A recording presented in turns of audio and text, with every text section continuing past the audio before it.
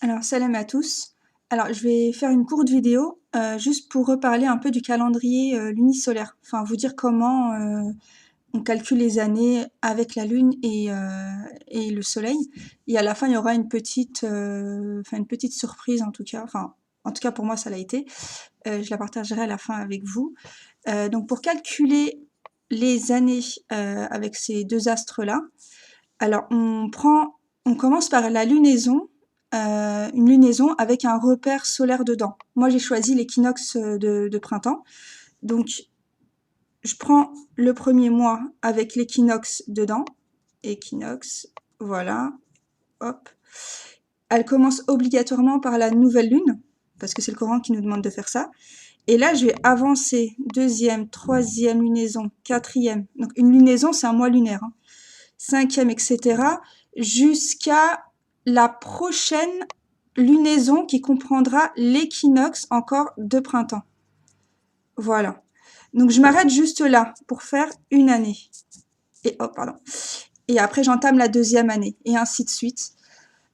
Du coup, pour passer d'une année à une autre, il faut, ça dépend en fait. Il y aura des fois 12 mois, des fois 13.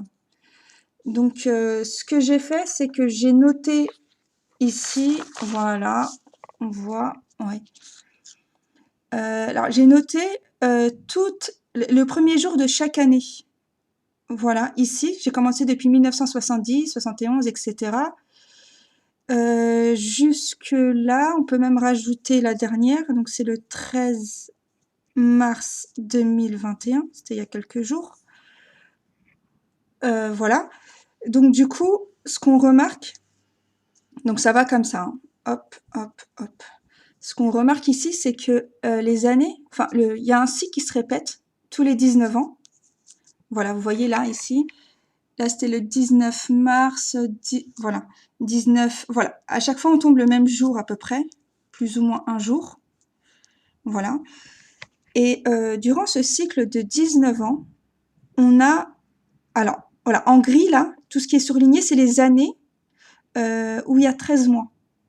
Et là, c'est 12. Donc, on a à chaque fois dans ce cycle 12 années à 12 mois. Voilà, on peut les compter. Et 7 années à 13. Alors, à chaque fois qu'on demande de calculer les années, les années sénères, hein, par M, sont évoqués les deux seuls astres, donc la Lune et le Soleil, à chaque fois, enfin les deux fois. Et du coup, j'ai cherché le mot séné, dont la racine est séné dans le Coran. Donc il y a deux manières de l'écrire. Je crois, je suis pas sûre qu'il y en a un au pluriel, un au singulier. Donc en tout, il y en a 19, exactement comme le nombre d'années dans un cycle, comme celui-ci.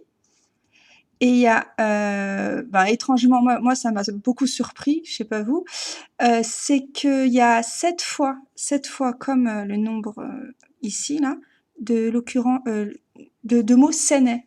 Voilà, attends, je vous les mets là.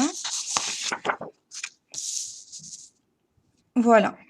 Alors, il y a 7 fois le mot séné dans le Coran et 12 fois le mot sinin dans le Coran. Exactement comme ici. Voilà. Et le tout, bien sûr, fait 19. Donc, franchement, la probabilité pour que ce soit fait au hasard, enfin que ce soit un hasard, franchement, c'est limite près de zéro, quoi.